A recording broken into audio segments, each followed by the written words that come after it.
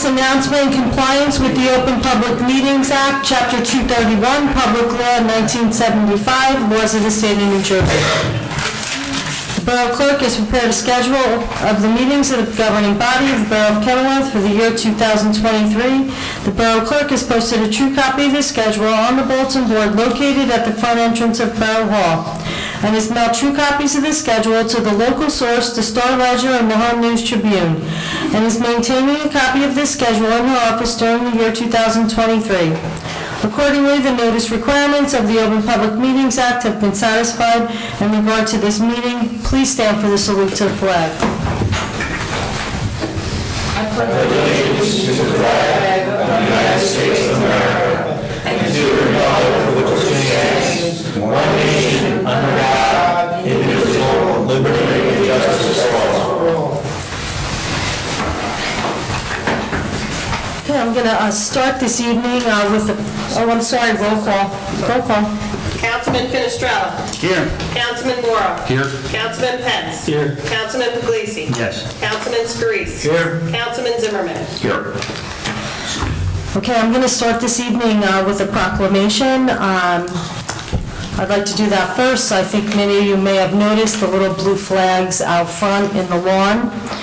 CASA is a nonprofit organization in Union County, empowered by the Union County Judiciary to recruit, train, and supervise community volunteers to protect the best interests of abandoned, abused, and/or neglected youth involved in the child welfare system, and advocate to ensure their needs are met. Child abuse and neglect is real, and tragically remains a heartbreaking problem here in Union County. According to the National Children's Alliance, more than 700,000 children in the United States are victims of abuse every single year.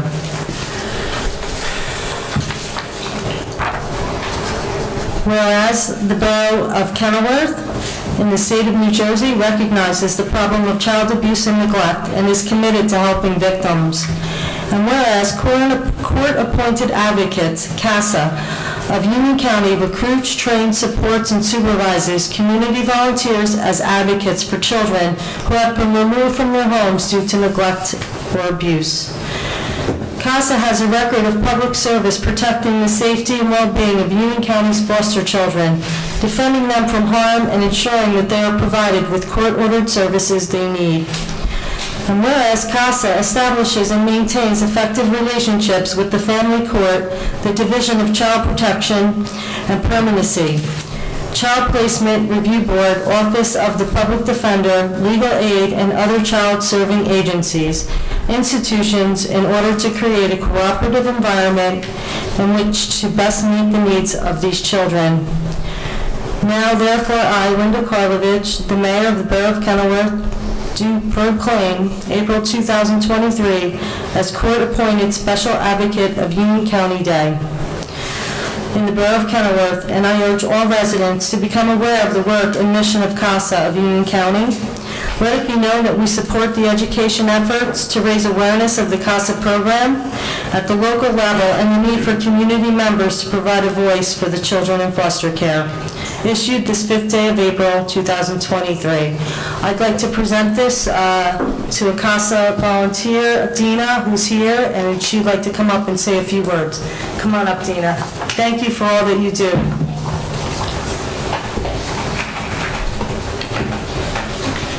Hello, my name is Dina. I'm representing CASA of Union County. CASA of Union County extended its sincere gratitude to Mayor Karlovich and all the Borough Council for this proclamation to bring attention to CASA's work to protect the best interests of local youth victims in the child welfare system. Each flag planted outside Borough Hall equals 4 local youth in the child welfare system. Together, we are letting local foster youth know that we see them, we hear them, and we support them during a time in their lives that should be carefree, not full of trauma, loss, and unknown. Thank you so much for helping change the child life story. Thank you. Now, I'd like to present this proclamation to you. Thank you very much.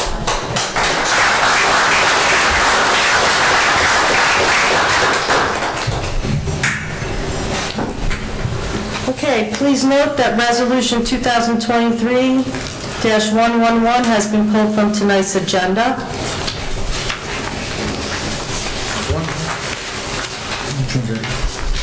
That's the master plan? The examination report? 111? Okay, well, unfortunately, I'm starting this meeting and not the way that I had hoped tonight. I would actually request, as the mayor of the Borough of Kenilworth, the resignation of the labor attorney, who I have 3 times now asked the request of him to come to this meeting. There's many residents in this borough that have come and had questions about the nepotism clause, about his ruling and advice on that clause, as well as many other borough business, other topics that I wanted to discuss. I was told tonight that he would be here, and Councilman Puglisi told him not to come. That's what I was told. The borough attorney tells me, as the mayor, I'm not allowed to ask for the labor attorney to come as the head of the governing body. Excuse me, Mayor, if I may, it's not what I said. I will clarify for the record that Go ahead. the state statute does, and the borough's bylaws do set forth that the clerk runs the meeting and sets the agenda at the discretion of the governing body.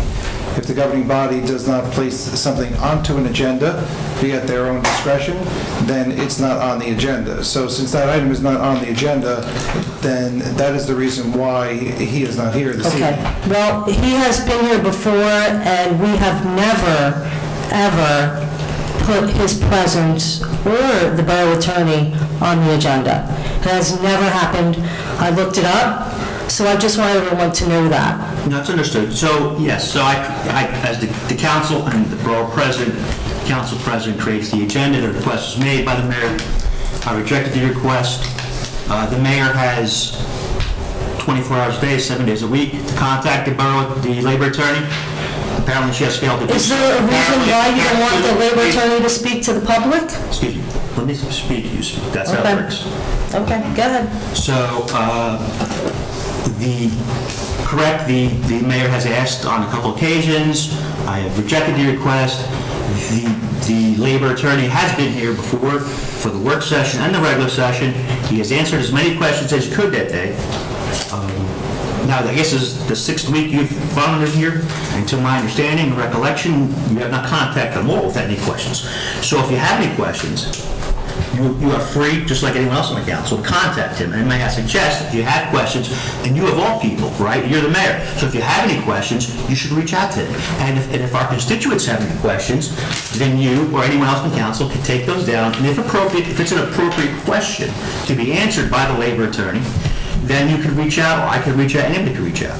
But I mean, keep in mind that the labor attorney is our attorney, right? So it's Right. the governing body's attorney, so. As well as the mayor's. Understood, so that's why you have open door access to him. So if you want to pick up the phone and call him any day you want, 24 hours a day, I would imagine, within reason, reach out to him. So if the public body has questions, and if it's a question that you feel or is legally appropriate to be asked of Labor Council, feel free to reach out. And it may be a situation that it's not an appropriate question for the public to respond, or it may be, so, or for the public to know about the response if it's an appropriate question to begin with. So that's the reason why. I don't think there's a reason why we need to bring the labor attorney. What is the reason why you're against the labor attorney coming here? There's a lot of residents that have come with a lot of questions. And they can ask these questions. So they can ask the questions and they can present. What is your reason why you will not allow the labor attorney that I have requested as the mayor 3 meetings in a row to attend a meeting? And what is the reason why you are afraid? Are you afraid that? I'm not afraid. Yeah, what is the reason? Then why? That's the one Give thing me a I'm not- good reason I'll be why afraid. do you not want the labor attorney to come and speak here and answer questions? He's already done that. We don't have. He has not done that.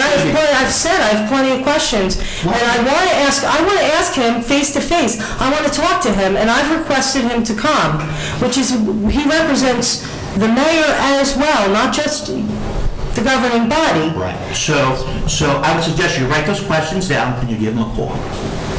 I would like to speak to him face to face, and Well, I suggestion, request make a him. suggestion. I am actually asking for his resignation, so you are going to have to override that, because that's my right as the mayor. So right now, he's fired, so you guys are going to have to, Well, you didn't, actually, he's not fired. Okay, you can ask what you want. You didn't nominate him to begin with. That actually happened.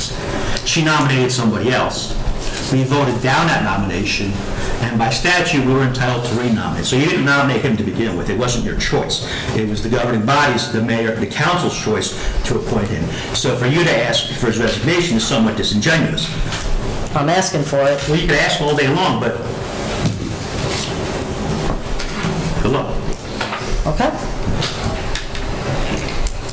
Finance report, Councilman Puglisi. On to more important things. Now, Maybe what's... yeah, so to the let me public. just, the new, as you, many of you know, Merck has been sold, and the new property owner, unfortunately, has also filed a tax appeal for 2023. So, the new owners of, the new owners of Merck have also filed, or the Merck property, I should say, have also filed a tax appeal for 2023. They're well within their right to do it, as any property owner is. So we will confront that situation as it happens. We will be discussing that in the near future with our tax appeal counsel. And I personally think, as a layman in that type of scenario, the borough has a better position, a better leg to stand on this time than we did in previous years. But ultimately, that's something for the courts to decide. Now, we've also, the Finance Committee has met last week, and we've gone over the budget. We have a final rough draft, I would say. There's certain things that need to be fine-tuned, but it will be presented to the governing body in 2 weeks, and then 4 weeks after that, there'll be a presentation for discussion and questions back and forth to the residents of Kenilworth. So it took a lot of hard work, and I do have to commend the CFO and the assistant CFO. It was a lot of work. It was a tough situation. The services will not be affected. But, you know, it wasn't the budget I would like to see, but it was the budget the only budget we could have presented, and with keeping services the same. So that's going to happen in 2 weeks, and ultimately the presentation will happen 4 weeks after that. And that's all I have there. Thank you. Department of Public Works, Councilman Fenestrella. Thank you, Mayor. The DPW bulk waste pickup has been put out to bid this Friday. It's going to be put out to bid Friday with the end date of April 20th. After we collect all the bids, we'll decide on the offer, but we'll offer whatever we decide to give the job to. It'll probably be just the end of May, around June, when the pickup will begin. As mentioned in the Finance Committee meeting, it's going to be rough trying to get that second pickup, so we're going to try if we can, but we're definitely going to do one. I met with the Department of Public Works employees, and they mentioned to me that they have some issues with the oversized garbage cans. You know, if it's too heavy for you to lift, then obviously it's too heavy for them to lift it. You can limit putting in a smaller container, or if you have a big container, put it into 2 big containers, make it light enough so they don't have to extremely themselves there. They also said they have concern for their safety when they're riding on the back of the truck and people are trying to drive around them. They need to at least give way and let the DPW workers say it's okay to go around, but be courteous and polite. It's their job and they don't want to get hurt. So Also, they said wet grass, now that the spring is here, there's going to be grass clippings. If you can put in a garbage can with a lid so that when it rains, it doesn't get wet, because it's going to be quite heavy for them to lift that grass. They also mentioned that snow days, we haven't had it this year, but if everyone could also acknowledge the ordinance where if there's snow on an odd day and your house is odd, you put it in the driveway or across the street.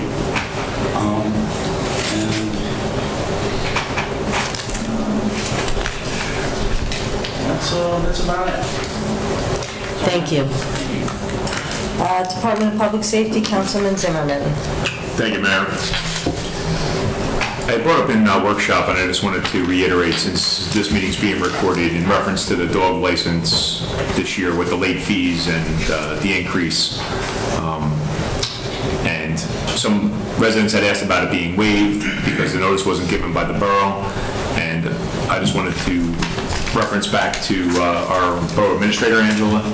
Lazari, can you just please enlighten everybody as to what was discussed earlier? Yeah, just, we intentionally did not send a notice out. I will say, what I didn't mention earlier is one thing is, I guess previously the borough did a postcard from the post office, had it printed. The post office no longer does those postcards, so we were a little delayed to begin with. And then what really happened was, in January, the fees changed.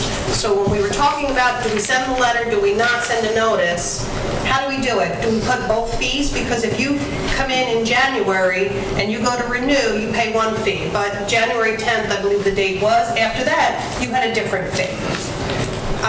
So we didn't send a notice out. We're not I understand we would like to, so I don't want it to come off wrong, but we're not obligated by law to send it out.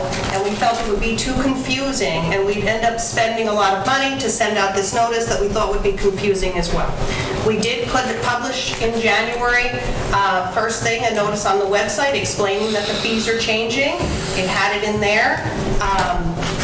Everyone that renews, it's state law, so it wasn't new that the dog licenses expired at the end of December. That's the state's law. That's how it has to be. It's always been that way. And if you look on the license, it does say expires December 31st. I do understand that people relied on the notice.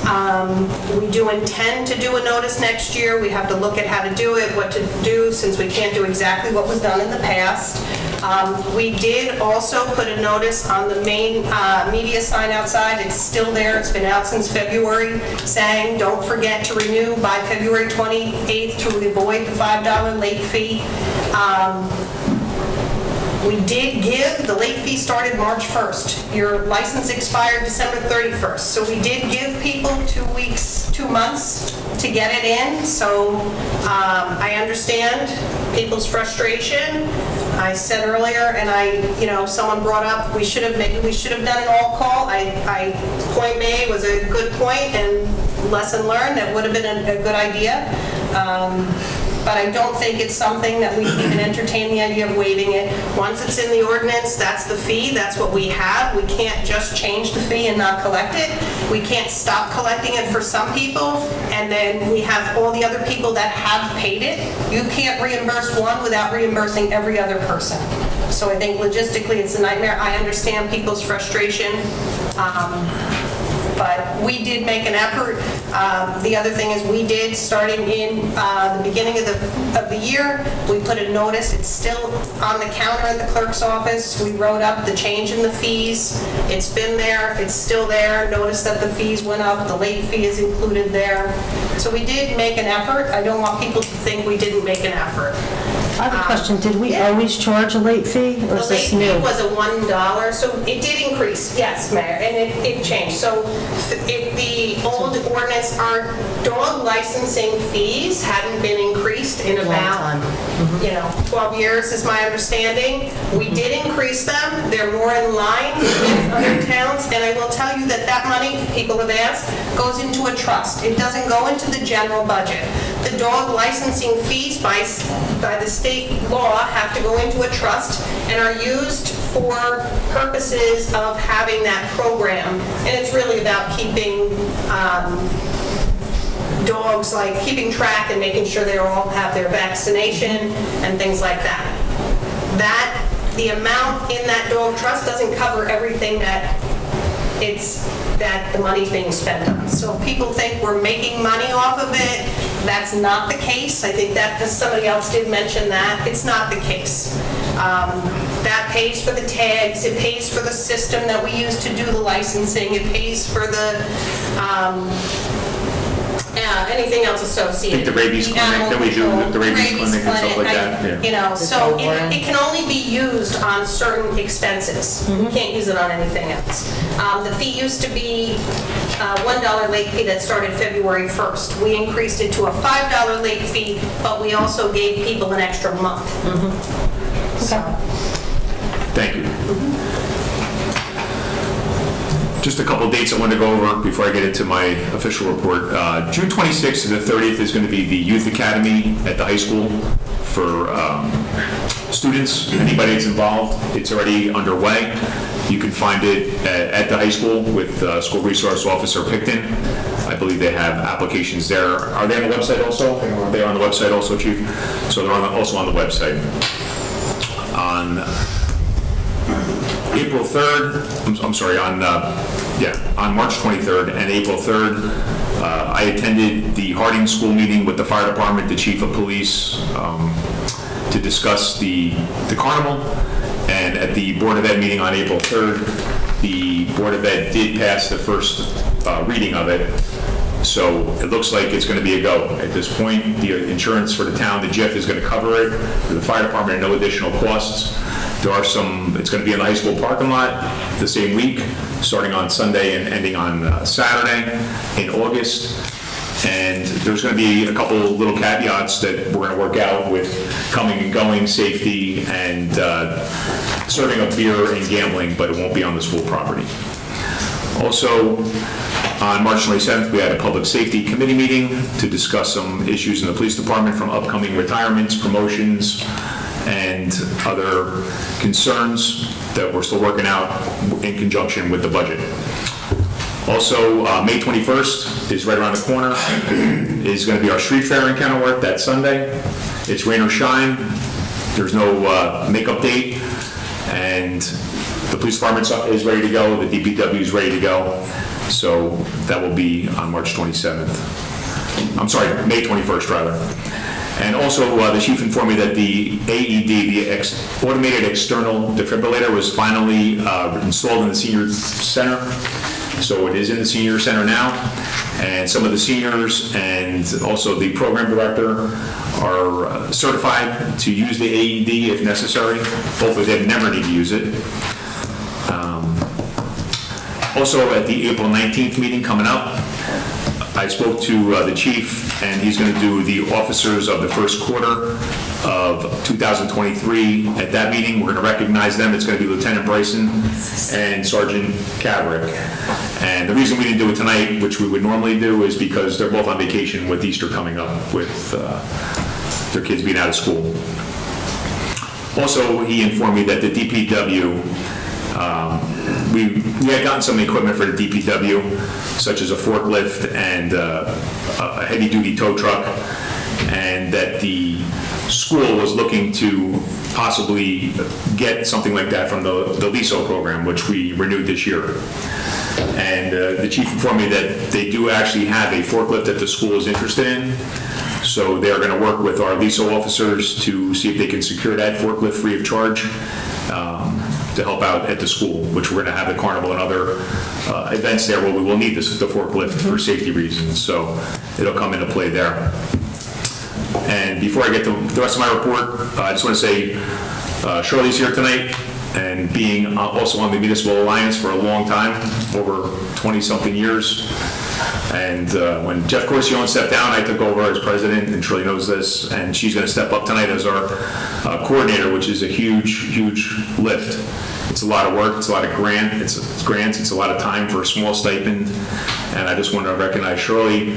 I know it took some convincing because she's very active in the Nitschke House and with our Historical Society, and I know Paulette was behind her, and the mayor and the council, and thank you for accepting it, because I know it's a heavy, heavy lift, and it does great things for our town.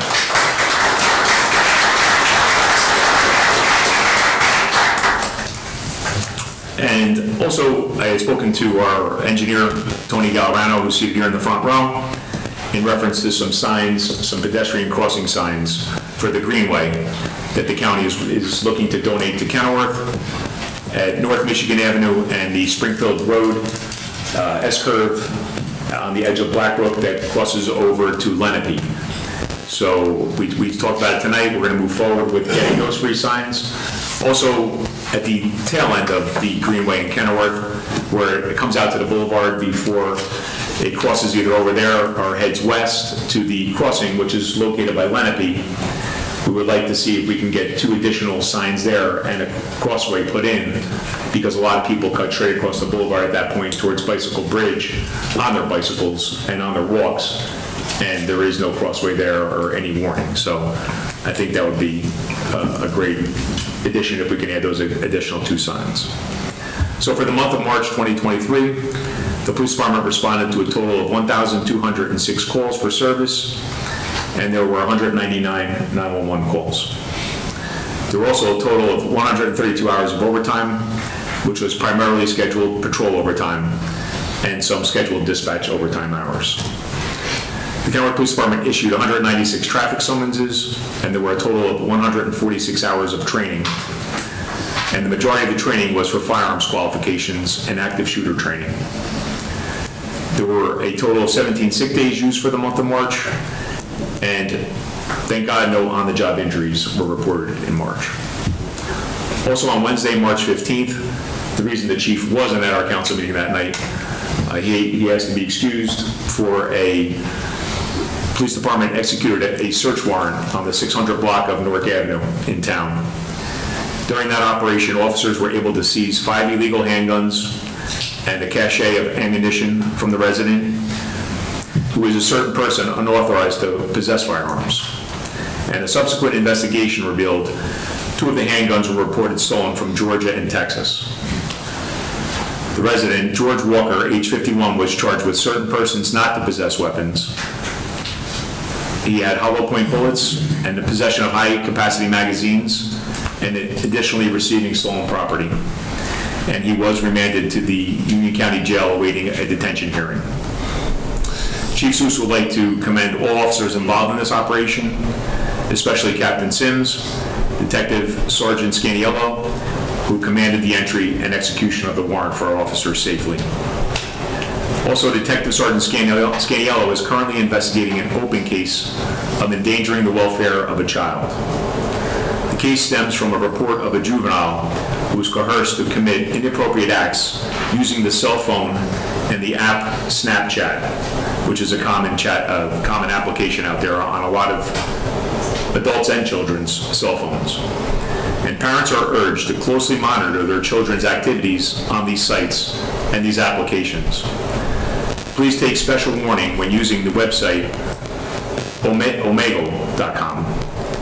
This site pairs any user up in order to randomly video chat with complete strangers. The probability for children to be exposed to sexual predators is extremely high, with little to no safeguards in place. So that's omegle.com. Make sure that your children have nothing to do with that.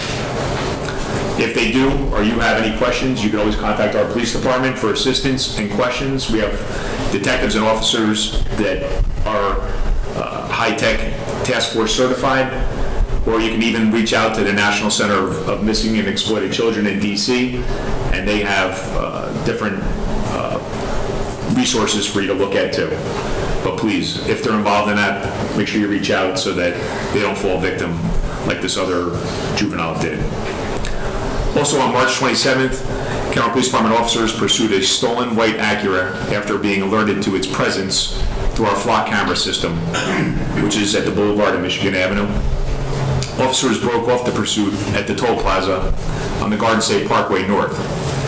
Officers later determined that the actors in the stolen Acura had broken into and attempted to steal another Acura, an RDX, in the Acme parking lot earlier that morning. The flock camera system has been tremendously successful in alerting our officers to the presence of criminals in the area before they have a chance to victimize our residents. This incident is just the latest example of what has become an almost daily occurrence here in Kenilworth and our surrounding area. Last but not least, I want to call Chief Suso, and he's going to do a presentation of a chaplain badge to Pastor Nova, who's here with her daughter tonight in the audience. So if you would come forward. Yay, Pastor Nova. Thank you, Commissioner. I'd like to bring Pastor Nova up and her beautiful daughter Nicole. For anybody who's not aware, just recently I appointed Pastor Nova as our new police chaplain. When I became the chief of police, one of the first things I did was reach out to Pastor Nova, who will be in touch with the Kenilworth Interfaith Council, and honestly, it was the smartest decision I ever made. We've made great inroads in building tremendous communication and community between our faith community and the police officers, and this was just a logical next step for me. If you know Pastor Nova at all, you know that she's just got a wonderful heart and a beautiful spirit. She's a dear friend of mine, somebody who just out of the blue just randomly texts me beautiful passages from Scripture, and it just always seems to be when I need it the most. To me, it was a logical progression to put her in touch with my officers. She's gone through resiliency training with my resiliency officers, and I remember her coming up here during the pandemic, and she would come up just to let the officers know that she was thinking about us, and her church community was thinking of us, would drop off popcorn and little gifts for us. She's gone through resiliency training. She stops up once a week or so to make sure she stays in touch with all my officers, and she's just a beautiful presence and somebody who's great for my guys to talk to and a wonderful resource to have. So look out, world. Let's go, that's a badge down.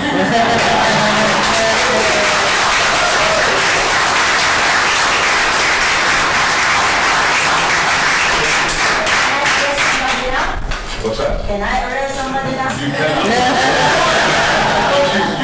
You have to make a little speech. So.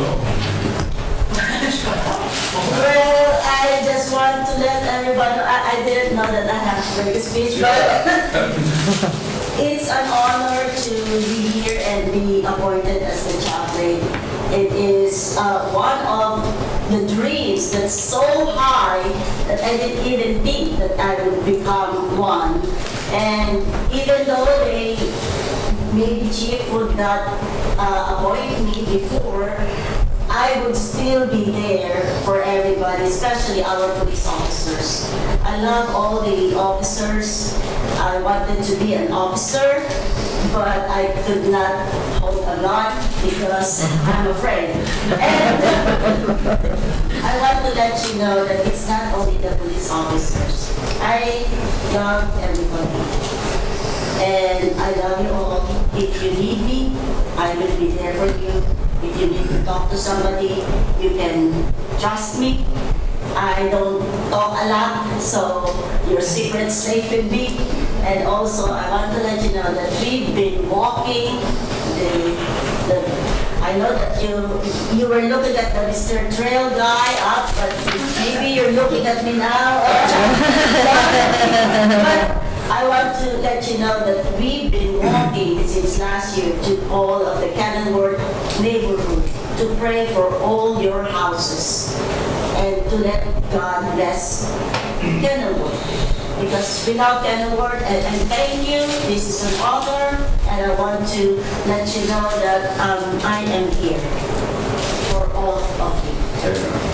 Amen. Thank you, Pastor Nova.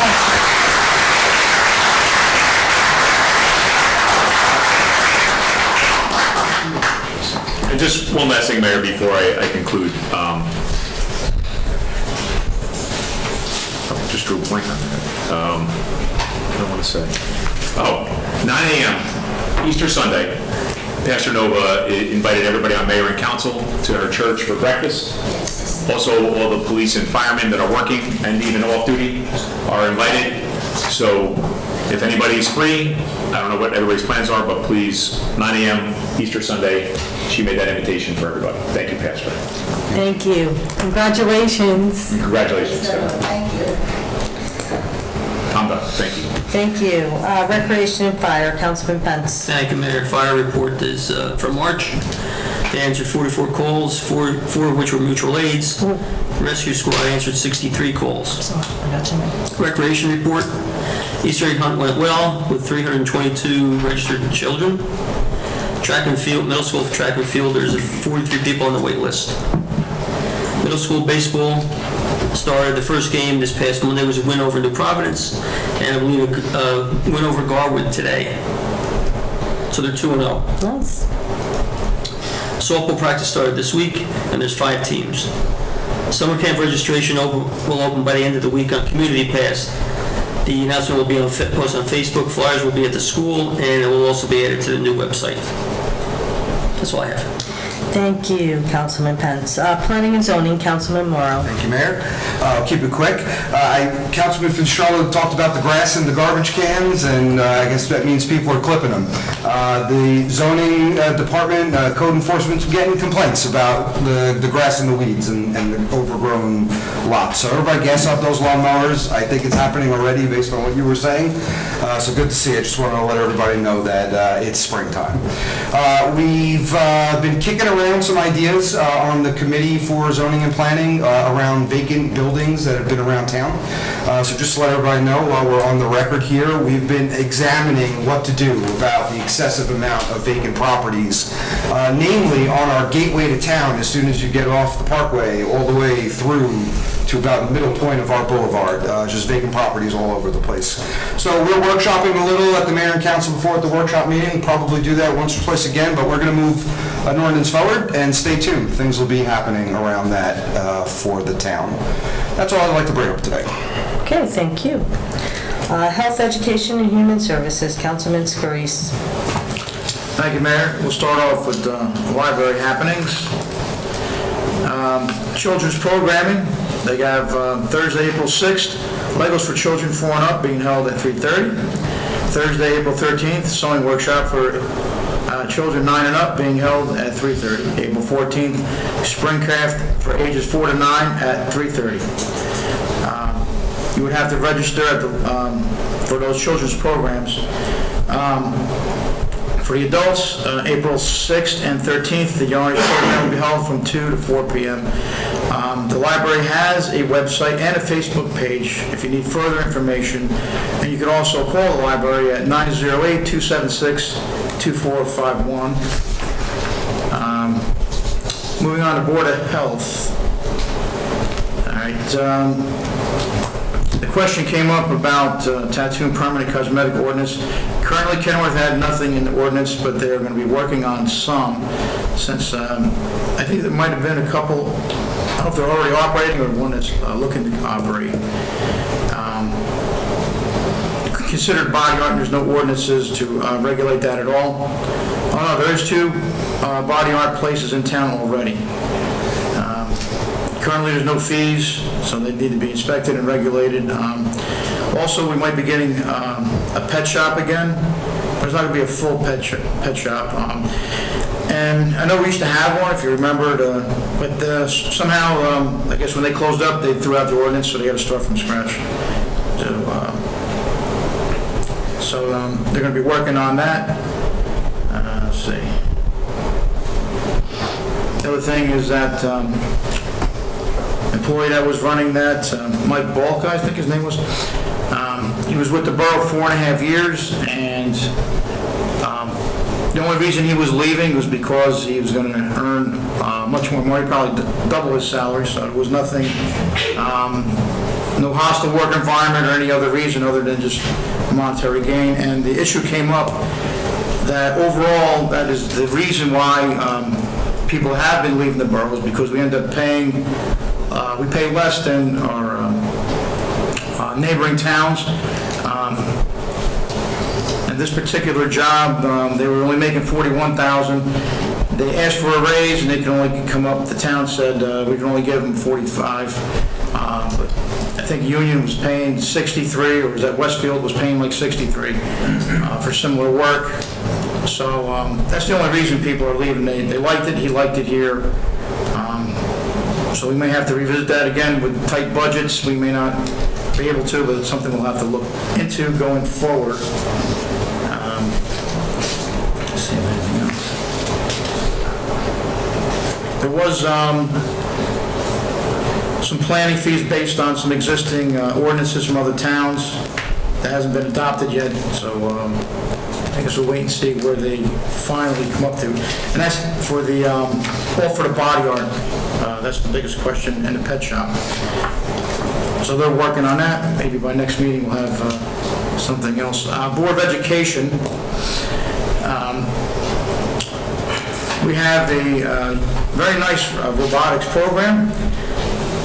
It only really started in, I think in January of this year, but it's growing. And the esports program, students use Minecraft, they design their own maps, and other students actually play the game of Minecraft through their maps. We actually have esports teams. As an extracurricular activity, it's up to 30 students. They meet 3 times a week. They play at 15 other schools, so this is really kind of taking on similar to the physical athletic programs like football and all those traditional sports. We actually have an esports, and they have competitions as well. With the robots, they had demonstrated a robot. One student would control the actual motor, like moving back and forth or steering, and they had another student controlling like the claw and the arm. And one of the contests they had to, and the task changes year to year, but they had to put cones on what looked like poles, but they called them, what? Pylons. That's what they call No, they called it, no, it wasn't pylons, it started with a J. But they look like poles, I can't read it. Juntrins or something? Yeah, juntrins or something like that. So that was interesting. And the biggest thing is getting replacement parts. They do have a 3D printer, so they can make some of their own parts. But the axles or something that are required for metal, we can't 3D print. But they doing very well with that. Let's see. So that's their biggest challenge, is getting the replacement parts. They're seeking sponsors. I think they did have a sponsor. Other towns too, they get sponsors like Johnson & Johnson, like big names to sponsor this. Colleges are offering scholarships and actually recruit, like traditional sports, they're actually recruiting these esports. So it's really something, I'm glad that we're kind of ahead of the curve here in providing this for our students in town. All 3 teams made it to the first round in the state competition already. So we're really performing well. Let's see, what else we got? Traditional sports, high jump was won by 2 students. State championship. 3rd overall for winter track. Since 1992, we haven't placed that good. That's like 31 years ago. Terrence Hilton, Anthony Flowers were the gentlemen, students that did the high jump and won in the States. We have some teachers of the year. Kelly Stark, 1st grade teacher at Harding, teacher of the year. Michelle Alvarez. David Burley Middle School, math teacher, teacher of the year. Benjamin DeVito, who also coaches baseball, was also another math teacher. For the high school, teacher of the year. They hired another nurse, an HES nurse, so I assume there's 3 nurses now, I guess. Yes. Megan Botino and Megan Harrison is David Braley Middle School professional resources person of the year. And if you know, remember Mr. Porchos? That's Mr. Porchos' daughter, so we got to see him. So he was still... He was an expert at throwing chalk across the room. Yeah. But I remember about him. The chalk, yeah. The ninja. Yeah. So that was interesting to see a little legacy going on in town like that. And That's about it for the Board of Ed. Seniors, obviously, major construction still going on. Still working on the roof. I thought some of the areas of the roof, they're laying those about 40 millimeters thick, which is pretty thick, so hopefully the roof will last.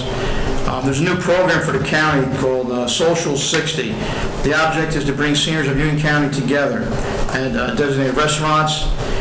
If you're interested to get a voucher, you call the county at 908-527-4870.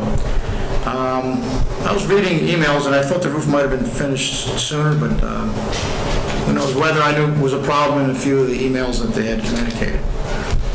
And that's about all I have to report. Oh wait, no, that's it. So many things. I think that's it. I'm finished, that's good. Okay, thank you. Is there a motion to accept communications and reports? Motion. Second. All in favor? Aye. Is there a motion to accept and approve the minutes from the council meeting on February 1st, 2023? Second. Roll call. Councilman Finestrella? Yes. Councilman Morrow? Yes. Councilman Pence? Yes. Councilman Puglisi? Yes. Councilman Scurries? Yes. Councilman Zimmerman? Yes. Okay, pursuant to Borough Ordinance 2019-04, I do hereby appoint the following members to the Handyman Oversight Committee: Councilman Morrow, Councilman Puglisi, and Councilman Scurries. Councilman Morrow is Planning and Zoning, Councilman Puglisi is a Finance Officer, Finance Councilman, and Councilman Scurries works with the seniors. I thought the three of you were the right fit on council to handle that program.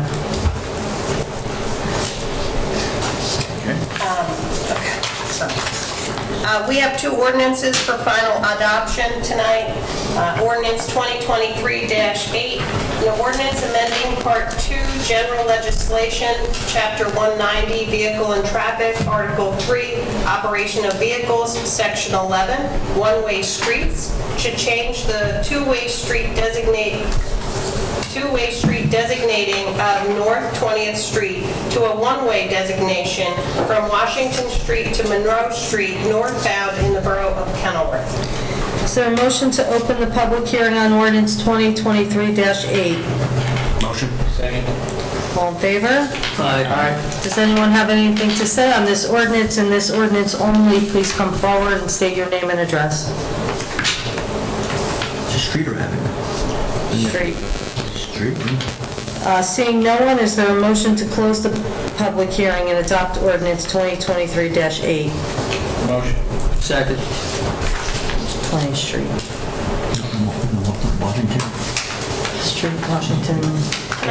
It's not, it's 20th Street. No, I mean like, is it Washington Avenue or? No, it's 20th Street. No, the Between the streets. The ordinance calls them. Yeah, for Washington Street, should be This Washington street. Avenue. Should be Avenue. Oh, Okay. I'm on my way with it. Okay. Yeah, I don't think that Does that- requires, I think it's just does that the matter? minute change that doesn't require it. should say Washington Avenue The scrivener's error. and Monroe Avenue. Okay, roll call.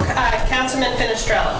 Yes. Councilman Morrow? Yes. Councilman Pence? Yes. Councilman Puglisi? Yes. Councilman Scurries? Yes. Councilman Zimmerman? Yes. Ordinance 2023-8 has been adopted. Ordinance 2023-9, an ordinance to amend recreational program fees in Section 91-6, Article 3, entitled Fees for Participation in Programs. Is there a motion to open the public hearing on ordinance 2023-9? Motion. Second. All in favor? Aye. Does anyone have anything to say for this ordinance and this ordinance only? Please step forward. Okay, seeing no one, is there a motion to close the floor for the public hearing and adopt ordinance 2023-9? Motion. Second. Do I have a roll call? Councilman Finestrella? Yes. Councilman Morrow? Yes. Councilman Pence? Yes. Councilman Puglisi? Yes. Councilman Scurries? Yes. Councilman Zimmerman? Yes. Ordinance 2023-9 has been adopted.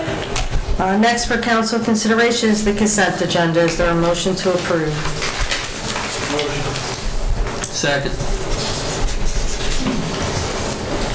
The consent agenda consists of resolutions 2023-101 through 2023-112, excluding resolution 2023-111, which was pulled from the agenda. These resolutions will be approved by one motion.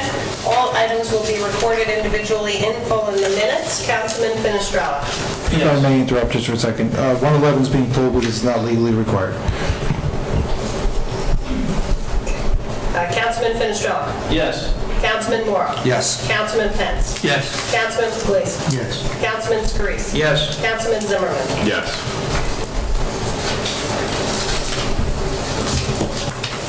We have one ordinance for introduction. Ordinance 2023-10, an ordinance by the Borough Council amending the Borough of Kenilworth Code of Ordinances to repeal and replace Chapter 98, to adopt a new flood hazard maps, to designate a floodplain administrator, and providing for severability and an effective date. Is there a motion to approve ordinance 2023-10 for introduction? Motion. Second. Roll call. Councilman Finestrella. Yes. Councilman Moore. Yes. Councilman Pence. Yes. Councilman Puglisi. Yes. Councilman Scurisi. Yes. Councilman Zimmerman. Yes.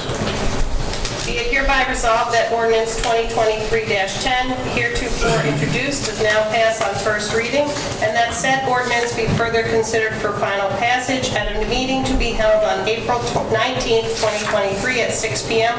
or as soon thereafter as the matter can be reached at the regular meeting place of the Borough Council, and that at such time and place all persons interested be given an opportunity to be heard concerning said ordinance, and that the Borough Clerk is hereby authorized and directed to publish said ordinance according to law with the notice of its introduction and passage on first reading, and of the time and place when and where said ordinance will be further considered for final passage. Okay. So a motion to open the floor to the public. I'll make that motion, Mayor. Second. All in favor? Aye. Does anyone have anything to say for the good and well-being of Kenilworth? Please come forward and state your name and address.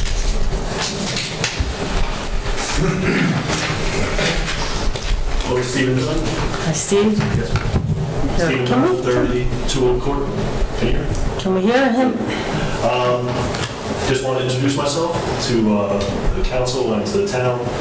As my organization is called Union County Connects. We're a nonprofit organization trying to develop trails and an active transportation network throughout the whole county to promote active transportation and safe outdoor recreation. Just to share with the residents of Kenilworth, we were part of Trails history this past year. We had the first person ever run the entire length of the East Coast Greenway. His name was Shan Riggs. He started in Florida and he ran to Maine over the course of 78 days. When he came here, it was a short day. It was just a marathon, 26 miles. He stayed over for a night and we escorted him through town up to the Gotham Bridge and he went on his way. We also had the first person to complete the 9/11 Memorial Trail, which is 1,300 miles. It connects the three sites from 9/11, Shanksville, Pennsylvania, World Trade Center, and Pentagon. Kevin Wilson was his name. He's a wounded warrior. He was on a wounded warrior expedition, and he stayed over here in Kenilworth. Again, history in Kenilworth. The first people to complete both of those trails. I want to invite everyone here and in town to Two Tone Brewery on April 22nd. It's Celebrate Trails Day. We're going to have Tom Sexton. He is the national coordinator for the Rails, he's the regional coordinator for the National Rails Trails Conservancy. He controls 10 states in the Northeast region. I want to thank the governing body for supporting the grant application that the county has in for the transportation alternative funding. Hopefully we find out soon if we won the grant to convert the Raleigh Valley Railroad in Kenilworth and Roosevelt Park into a trail. It'll be a real nice connection to the path that's already there. I'm a bike commuter to work everywhere, so anytime I can find a place that's not in the road, I love it. I've been hit by a car once, and it's no fun.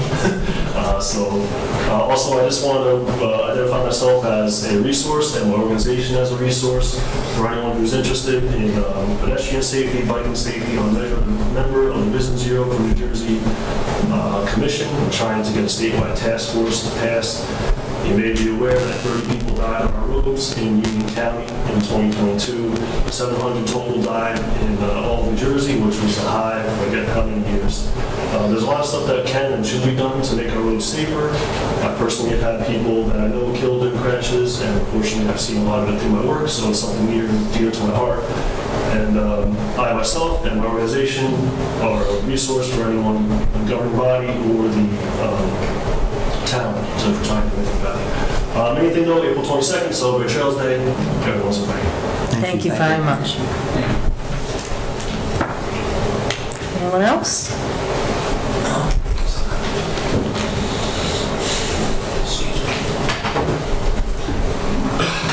Good evening, Mayor and Council. And my name is Rich Pasterno, 241 Fayette Avenue. Hi, Rich. And first of all, what can we say about Pastor? And the wonderful work that you're doing, Chief, and to recognize such a great person in our community. And after hearing Pastor Nova saying how much she loves everybody, it's very difficult to, argue and fight and do whatever. But there's a couple of topics that I'd like to talk about. I want to start out with Councilman Morrow with the vacant buildings. It's been a situation ongoing for a long time. I like the fact that you're taking the lead in something like that because vacant buildings are an eyesore to our town. And what it also does, it hurts the other thriving businesses, and people don't want to come into a community where things are 50-50 or 60-40. With that being said, I'm sure you know, or if you don't, I'll tell you. I'm not telling you. I'll explain myself. Rich, can you just fix the mic because it's aimed Oh, up? can't hear me? No, just in case the Better? video can't. Yeah, that's better because it was. When somebody So what has gone on over the past year or two, a lot of the elders in our town who are large property owners have either passed away or whatever, and that's really a hard pill to swallow. But at the same time, either those properties were handed down to their children or other people, and it seems as though that these people are either selling off their properties, and a lot of them are in negotiation, specifically on the boulevard when you talked about the gateway. So to the left, I'm sure you know that there's already an application in for that, all those vacant stores, so that's going to hopefully go away in some way, shape, or form. And on the right-hand side, that's also under negotiation through La Grilla down 2 blocks. So a lot of that is in the works. So there's transitioning being made and things like that. So I agree, there needs to be a facelift, and people need to be held accountable to make our properties look good. So thank you for that. Thank you. And the other thing is, I wanted to briefly talk about is the Councilman Puglisi. I just have to talk to you about the labor attorney and the things that were going back and forth, the exchange that the mayor and you just had, and I can somewhat understand the bickering that goes back and forth, and I can understand, your position and the mayor's position, but you made a statement earlier, and I don't know if it was a slip of the tongue or whatever, but you did say that the labor attorney works for us. That's what I heard you say. Understood, yeah. I'm sorry? Yeah. Okay, so when you say works for us, did you mean the 6 council people? Because the mayor then said, well, he works for the mayor as well. Or does the labor attorney, I believe, is paid by the taxpayers? No, he works for the governing body. He works for the That's the mayor and council. For the mayor and council. So he works for the mayor and council. That's just a quick clarification, but is paid by the borough, correct? Understood, yes. Okay, so the taxpayers inadvertently pay this gentleman, which he answers basically to the governing body. Indirectly. Indirectly. Okay, so we're you see the path. So my question to you is this, right, wrong, or indifferent? when politics changes the dynamic, we understand what happens, right? And I, for one, understand it very, very well. But I also understand that there was a lot of people coming up here asking questions that are not answered. I'm asking, if they're not answered, the only person that they seem to be going to is the mayor. And the mayor is the voice of the people at this particular juncture, not in everything, but in this one. I'm directing it to this one. And when I say she's the voice of the people, is because people, the citizens of Kenilworth, I don't believe understand the politicking that goes on and the rank and file of who can do what, and they just don't understand why the mayor can't get this information for them. Well, let me just correct you, because that's an incorrect statement. So the mayor has an open door to the labor attorney. She could pick up the phone like I can, like anyone else on this body. At any point in time, pick up the phone and call the labor attorney. And that's for everyone's benefit. And that's where the bone of contention was because the labor attorney was already here for a previous council meeting. He was here for the work session and the regular session. So he's already been here. I didn't feel there's a need for him to come back twice.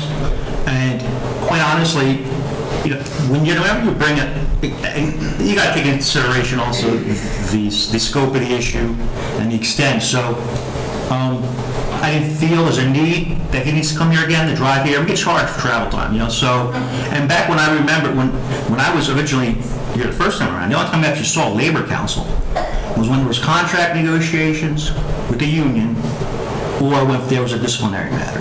We didn't have Labor Council at our beck and call because we understood we have to pay for each time.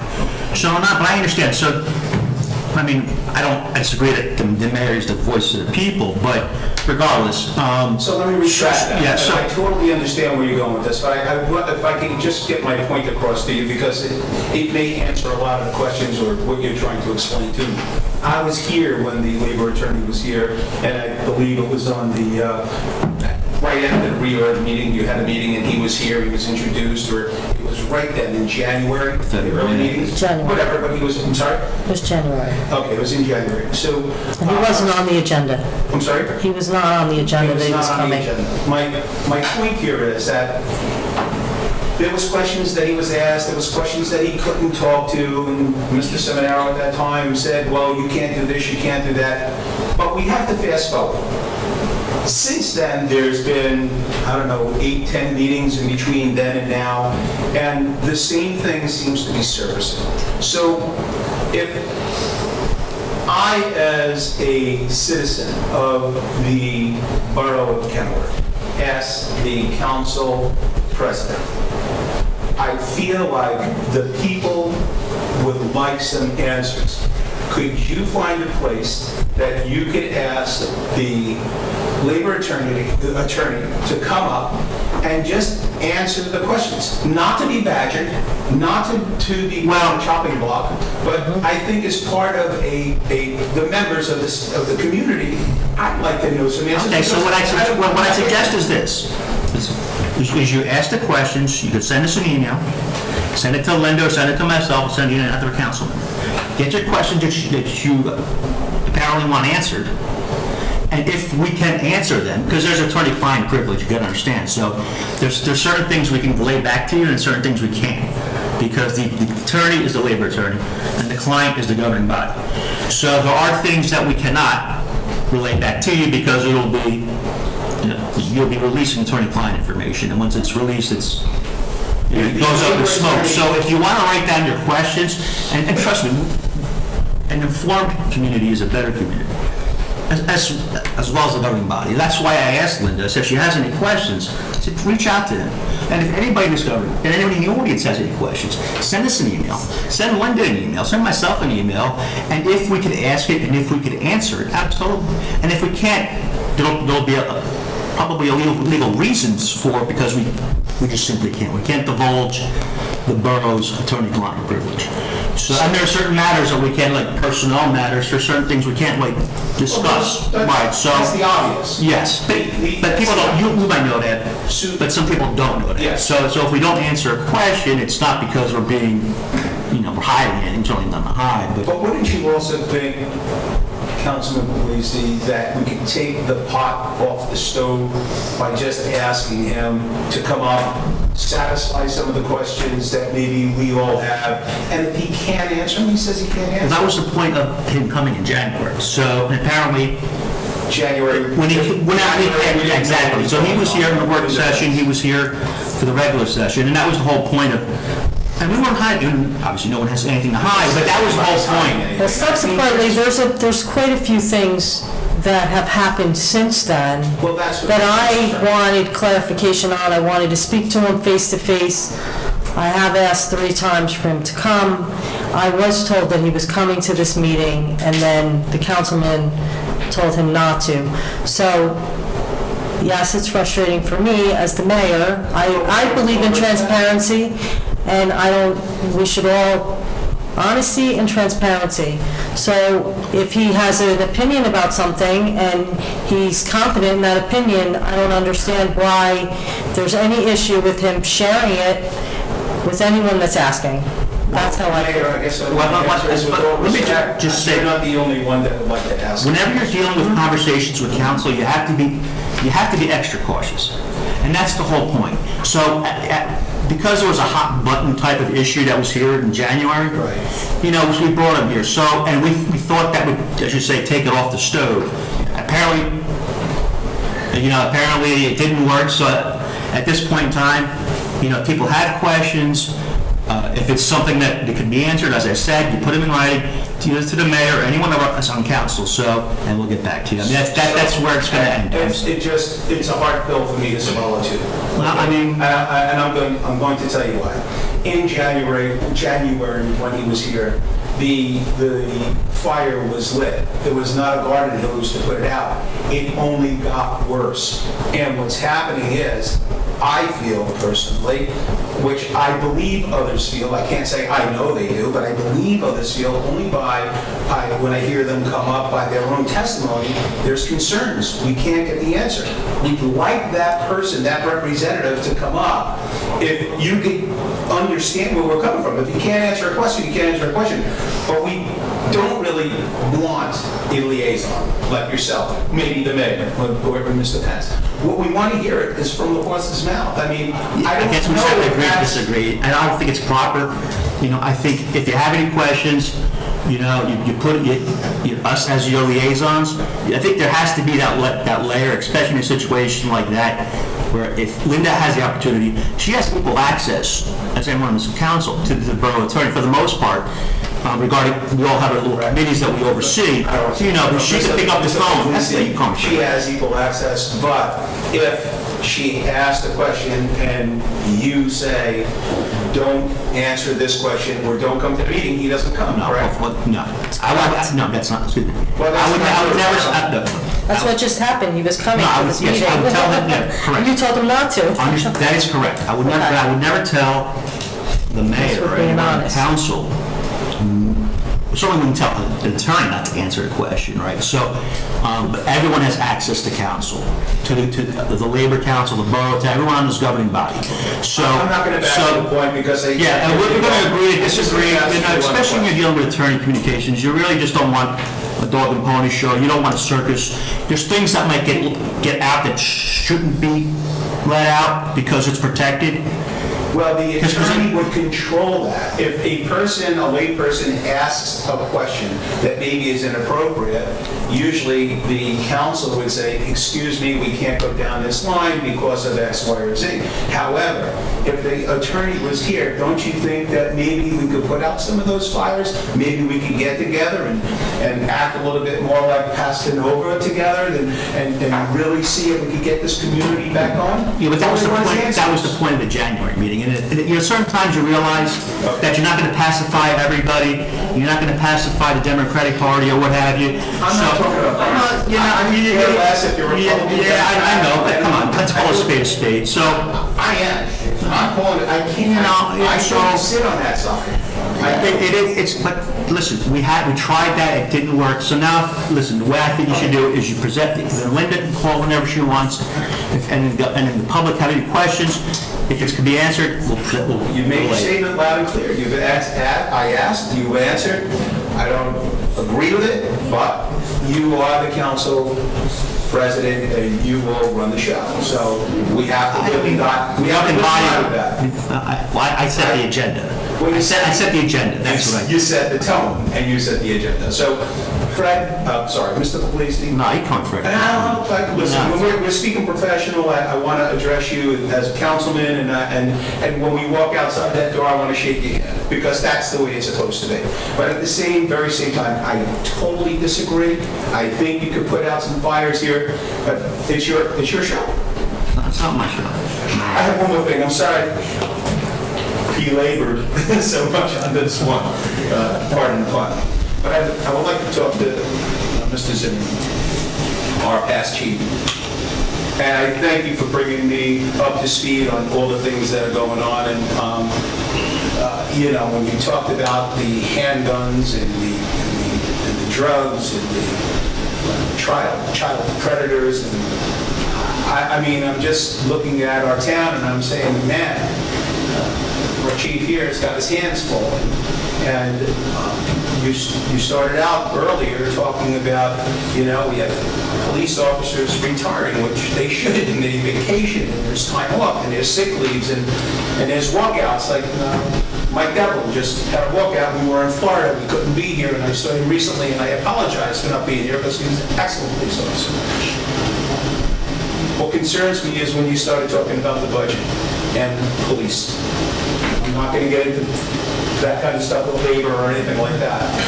I want to know if you can help me and help the chief and all of us. What happens to us at this point? Is the budget in the dollar and cents equal to putting on more police officers that we need? Because it looks like the herd is being lean and not being replaced. Do you have anything that you can share with me or with us to help me out with that? Absolutely. So there haven't been any cuts to the police department. We have a tough budget with us. There's no layoffs. There's going to be replacements. We discussed that. Officer Devlin's on the books until a later time this year. So when that is open, we've already discussed how we're going to go about replacing him. So that's in the works. So I want you to know that I'm not here saying that you're doing something wrong. No, I'm just explaining to you. I'm concerned. Yeah. Citizen. No, I'm concerned too. I live here, and public safety has always been paramount to me, whether I'm a councilman or the chief of police. So. And I know that about you, John. So I'm going to ask you, how about rank and file? Is there, everything is going to still be the way it used to be with chiefs, lieutenants, captains, police officers, the same way to take a command from a higher officer? Is there going to be elimination of ranks at all in the police department? You mean the table of organization, or I don't understand your question? Table of organization, I guess the police officer, and please, I don't know the proper rank, but I guess it's like a police officer, maybe a corporal, a lieutenant, a captain, a sergeant, I don't know. Do we still have that rank and file? We do have a rank and file. We do have a table of organization. As you know, when I was the chief of police and I wasn't on council, I worked without a captain for over a year. And, the council that was in play at that time, none of them were here except the mayor, they didn't replace the captain at that point. So sometimes depending on the situation or I don't know what the budget's going to be at this point, but my plan is to replace the officers and the rank, but we have to wait and see if we don't have the money. So it's important to do that, and it will be done, but that's what I meant when I said the budget, because of all the things in play right now between tax appeals and everything else. Until the budget comes out in a couple more weeks and we see where we stand, I know I can't promise anything because I don't have that crystal ball to look ahead. Right.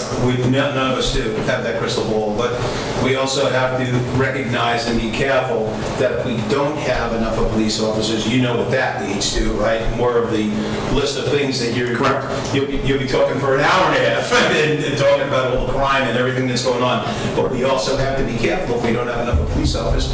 We now increase OT, and overtime costs more than a police officer at hand. So, And that's on all levels. That's on the police department, the DPW, and I agree with you. on every level. So I think I could live with my garbage in my house for a couple more weeks than I can with one less police officer. But I just think our police are doing a great job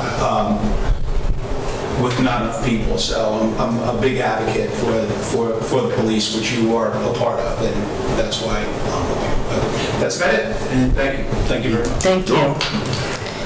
Anyone else? Ladies before gentlemen. Come on up, Shirley.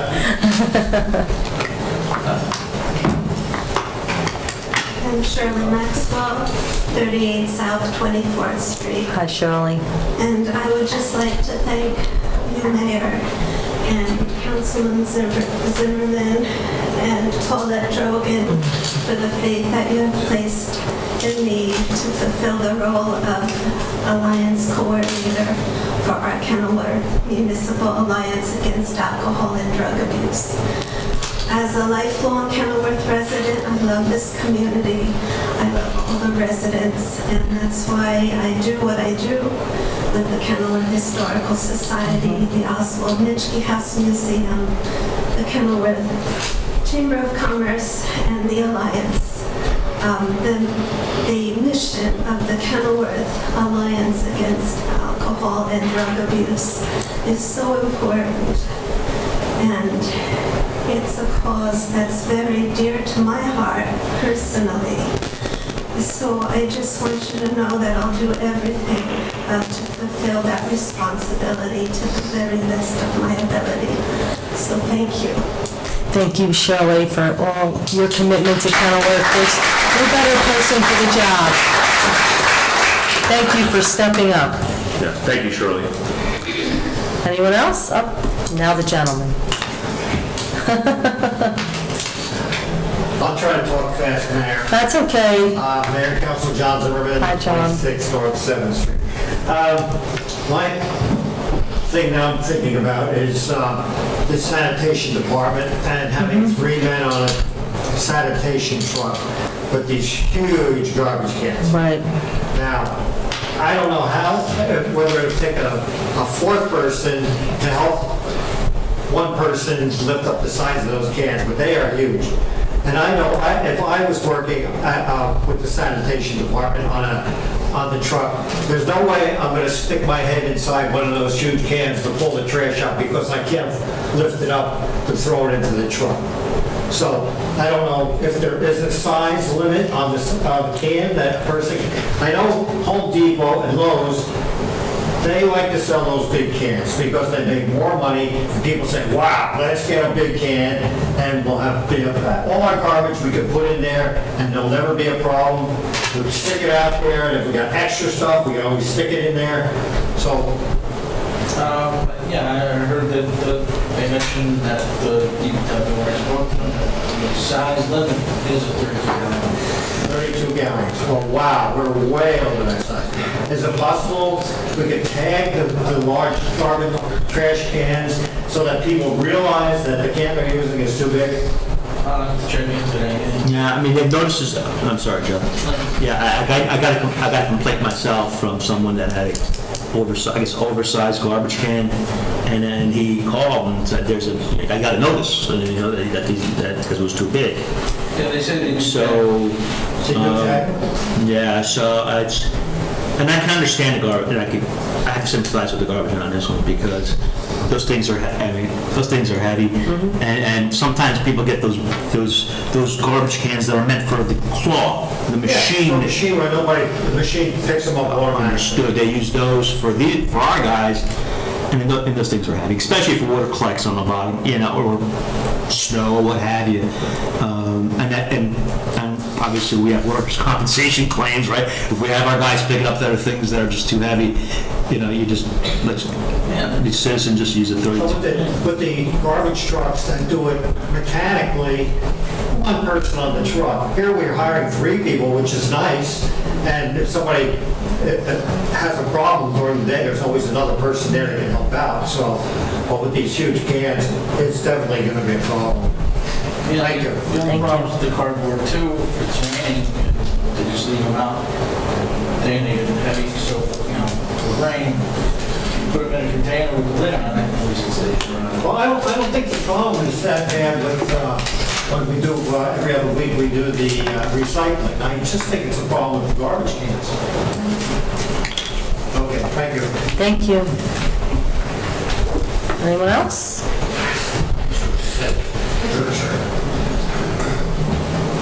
Hi, Tony Giordano, concerned on 241 Bay 2 Avenue. Hi, Tony. I just wanted to share a little bit of information about the Airbnb issue. In Toms River, they adopted last year that on the Barrier Island, they allow Airbnb because part of Portly is part of Toms River, but they have to have a hotel license and they are monitored and inspected. But on the main island, or when you cross over the bridge, you cannot do less than a 30-day rental. And that's how they curtail the kind of house party thing, because it was spilling over because it was cheaper to do a weekend rental.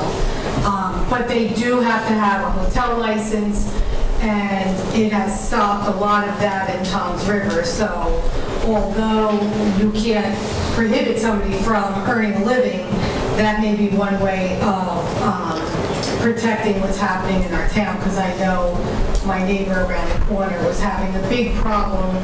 Her neighbor was renting the basement, so people were coming and going all hours of the night, and not even the fact that they were loud, strangers that you don't know coming transient, right. and whomever they may bring. So that was one thing. But even there, if you have rental property, you have to get a full inspection with the change of every tenant. And then if the tenant stays beyond 1 year, every 2 years with the same tenant. And there are fees attached for rental property as well. We don't do that in Kenilworth. So I think anybody that has rental property should have an annual inspection every 2 years if it's the same tenant, and pay to have rental property. I'm not saying it's anything exorbitant, but I want to say it might be $50 to do that, but it maintains the property and it maintains, just a constant changeover of people in town. I like the idea about registering vacant businesses,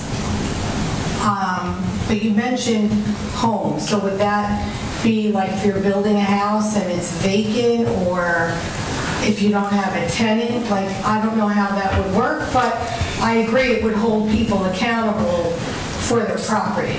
Yeah, thank you. Great topic. The current ordinance on the books now applies to only homes and foreclosed homes at that. So we were chatting in the workshop if we should extend the entire piece to commercial as well, and then remove the foreclosure requirement for commercial. We didn't talk much about residential, so I thank you for your comment there. I don't think that we want to go too far with the residential piece. However, it did come up in our committee about vacant rental properties that would be residential, like you're saying, somebody's making a living off of them, and how to consider maybe one occupied unit as being unvacant. You're occupied at that point. So we do plan to address some of that inside of the guardrails or framework, if you will. Now, what about on commercial properties, if they're vacant for, and I don't know the period of time that would be appropriate, where they have to put up something in the windows that is somewhat decorative, let's say. They do that in New York a lot. I know Westfield had that. So it's not just an empty looking in a window or that brown paper. So it's something at least a little more pleasing if a place is going to be vacant for an extended period of time. Love the idea. I don't know how to word that, but I would think that would be helpful as well. The DPW superintendent position, has there been any progress with that? I saw on the agenda tonight that we're going to appoint Dominic as the interim or acting. So I don't know where we're at with that. I'd like to know. But it's a kind of a two-part question, because on the website, we have another position. It's the environmental health specialist, and it lists the salary of $45,000, but under the superintendent, it doesn't list a salary, nor does it on the crossing guard. So I was wondering why one specifically lists that, the others don't, and where we might be at, especially with the superintendent position. I will be nominating superintendent supervisor this evening. Okay. With advice and consent from council. Angela, As far as the salary, most of the time we don't. So you'll see that's not, and actually the Board of Health, our health officer is the one that does all of the, I don't want to say hiring, because they do the initial, right, because it comes from the Board of Health. So that's what he wanted to put out there, so that's why it has it. It's a not standard thing. Yeah, I think it's important because people, you decide do I even want to apply or not, kind of weeds things out, people out, but it also will entice people if they feel like it's a position. Salary range. Yeah, I mean, it's public record anyway, right? So Correct. maybe we could ask the labor attorney. I don't know if you can post that. Well, most jobs don't, I will be honest. I look at the league, I look at others and compare. So I will tell you that's the case, for sure. Yeah, So we just had sometimes two it's jobs up. negotiable, sometimes it's very rare, so. But there's no law why you can or can't do that. It's preference. Yeah, I mean, it depends on if it makes sense. Okay. Different people have different, different people have different qualifications, as you know. So sure. So certain people are just Starting worth more, salary. sometimes you're better off paying extra, and sometimes you're not. So Right. depending on the qualifications Yeah. that the gentleman brings to the table, it just leaves you a little opening. Sure, and you always have that wording, starting salary, commensurate with experience and credentials. But at least it tells somebody where you're going to be. Are you at 60,000 or 80,000, and whether or not they should apply, and if you were appropriate to the market. It's also hard, just so you know, it depends on what you're hiring, right? It depends on the qualifications. Yeah. Hiring someone for a position, and maybe they have a license and maybe they don't, and maybe you're considering both sides, right? So I'm not gonna put in a salary because someone that has a license, and I'm not talking about DPW, there's licenses anywhere in this world, right? Even the RMC, right? So anyone, you will pay more or less, but you are open, right, depending on whether you're open, and I'm any one of the jobs we've hired. So I think that sometimes if you put it in, you might pigeonhole yourself. If it's too low because you're looking at someone who's not got that license, they're not going to apply if you have it. However, if you put in too high, because you're looking for someone with a license, right? Even if you're talking in the clerk's office and they have an RMC. Well, I'm not going to pay that same salary to someone who has never done it or had a clerk's license. Therefore, to me, putting it in, you sometimes can pigeonhole yourself. So if we need a negotiable, see what you get, and then we can talk it, and it's I appropriate. guess it is a preference. We always advertise it with our, what we're looking for and the salary we're starting at. But, Mr. Puglisi, I do have to ask just very simply, why wouldn't you allow the labor attorney to come? Like, what was your I think I deciding? don't want to cut you off, but I gave a very lengthy and detailed explanation to your husband before. Yeah. So, I mean, but it's the same reason. Linda has, and myself, have full access to the attorney. We can call him at any point in time, so. What did it matter to you if he came here and she was able, or anybody here was able to ask the appropriate questions? So what did it matter to you? I just didn't think that was the venue or the proper way to do it. We had him here in January. I just didn't feel there was a need, and I didn't think it was, But if I didn't think it was, she had- I didn't think it was appropriate. So, That's what I'm because trying you're to dealing with understand. attorney-client communications, we did it before, we addressed the topic with the attorney Right. before. So. With all at due this point, respect, you don't even know the questions I was going to ask them. I have questions beyond what I don't even know. It could be a total. I wanted to speak to him in person. You have that ability, Linda. At any point in time, you could write the questions down and ask them, okay? And if you have questions, you're running for council, and I get that, but if you have questions, What does that have to do with No. the attorney? Well, because you want to get involved in the community, and you're showing yourself that you are involved, and that's why you've taken time out to be here tonight. So you want to educate yourself. Your reason for not wanting him here. You're going to pay if he answers an email, a phone call, or whatever else, a letter. Anytime a professional addresses something in whatever venue, you're paying. So whether or not he got in his car and he drove here and was able to be asked whatever questions, why did it have to be vetted through you? No, that's not it. No, it doesn't. That's No, his incorrect. appearance is No, vetted through you. Yes, that's absolutely correct. Why are you not comfortable with that? I'm not comfortable with anything. So why would you say I no? explained it to your husband. That I was saying was that we already had him here in January. I know that. And he was here for understood. So he was here for 2 meetings. So what? So listen, I'm sorry. I guess we can agree and disagree. I've explained it 15 minutes before. And I'm being very respectful. And I'm being just respectful asking too, so what would be your... I've already You can't come. I've already explained it, I'm sorry. Yeah, I've explained it to Mr. Paserno, and that's the reason why. If you Was have, your sole decision, did you ask the other 5 council members? I polled the council members. And every one of you said he cannot come. Listen. I'm asking, they're not answering, so speak for Listen, yourself. no, I don't understand, listen. Fred, I don't understand. I guess you can agree to disagree. There is transparency. Listen, if you have questions, ask. I don't have questions. Well, then, if you don't have questions, and I've answered it. I didn't bar anybody. I told him not to. Barred him from coming. I didn't bar, no, tonight. Yes, I barred him from coming. So can he come the next meeting?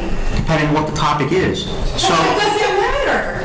But what does it matter? You don't even know what the topic is, that's the What thing. does it You matter? barred him from coming, and you don't even know what the topic The is. mayor is part of the council. I have the right to request him to be here. yeah, I somewhat got the.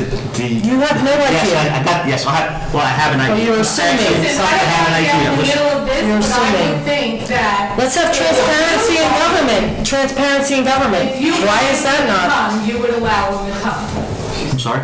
If you wanted him to come, you would allow him to come. Absolutely.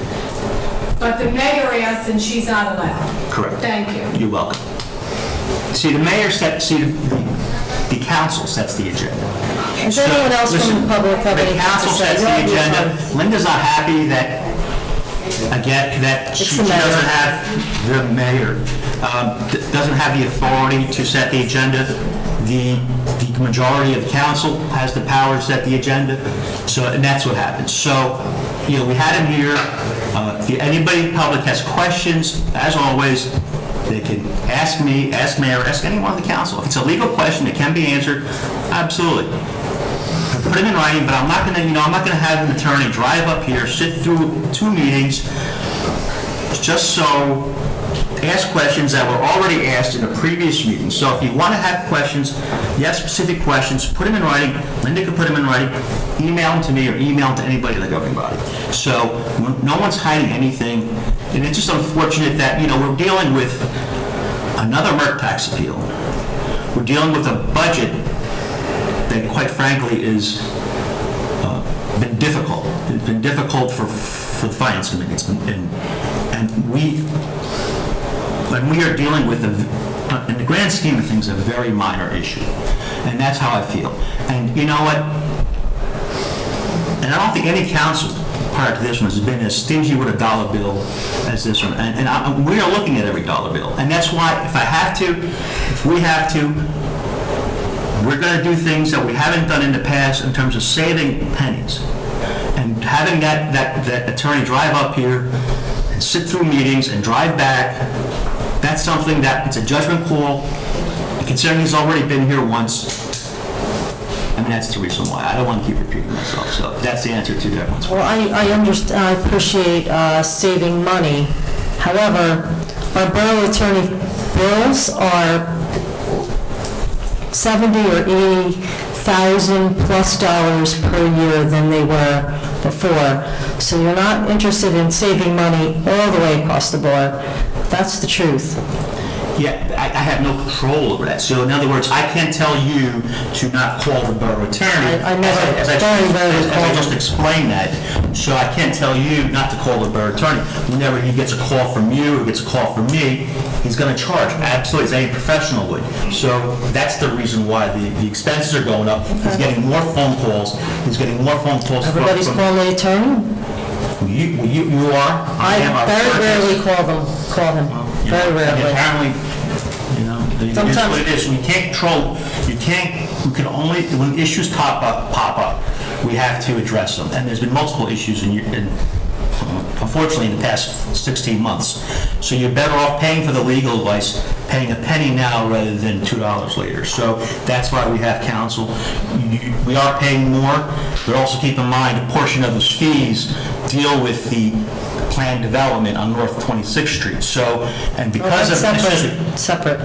The bills, it's separate, I separated it out. Well, I don't know what you're separating, but I'm just telling you that there are bills that are attributed, that our attorney has charged us, but will be charged back to the borough because the borough is in the process or attempting to collect the escrow from the developer for those fees. So, and those fees are spelled out. I saw the email, what they are.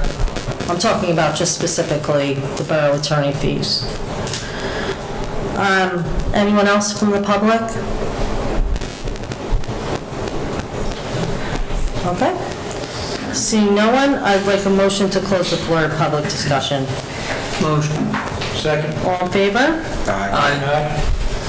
Okay, at this time, there is need to go into executive session. This meeting is not adjourned. Real quick, before we go into exec, can I just bring something up, Mayor? Sure. Real quick, I know we have Stephen Dunn Jr. here tonight, and he had brought up when he was speaking on behalf of the Rails to Trails before, as possibly being either appointed or as an alternate member to our current person, that's Dave LaBruth. And I don't know if the governing body, I think he'd be a good addition to help Dave out with Kenilworth, with Rails to Trails as an alternate member. He said that they do allow that, and that's... Well, being that he was my appointment, I'll agree. You got a motion for that? I'd like to consider putting him on as an alternate member. Does anybody have... He shouldn't have been taken off, but go ahead. Anyone? I'm sorry. We're putting him on, Steve Dunn as an I have alternate no member. objection. Yeah, I'll second the motion. Yeah, so Dave as an alternate, he would step in and I'll miss the meeting, and they're friends already. They're both friends, so they know each other. Yeah, absolutely. Excellent. Okay, We could just do it. So this at this I don't think time- we need a roll call, but... all in favor? Aye. Okay, there's need to go into executive session. This meeting is not adjourned. We will be coming out to conclude the meeting. Official action may be taken.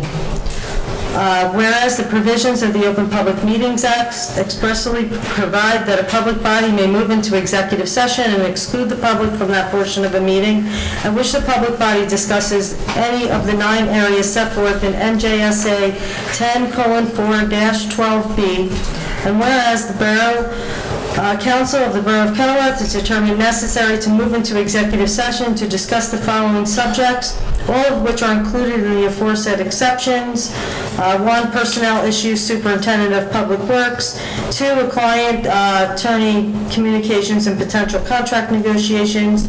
Now therefore be it resolved by the Borough Council of the Borough of Kenilworth that it does hereby move into executive session pursuant NJSA 10:4-12B to discuss the aforesaid matters.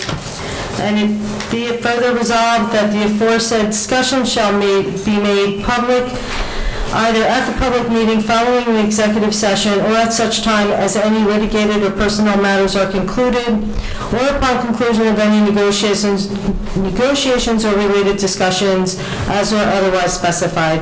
Do I have a motion to go into executive session? Motion. Second. All in favor? We're going to remove from the agenda Resolution 2023-113 for further consideration at a later date. Okay.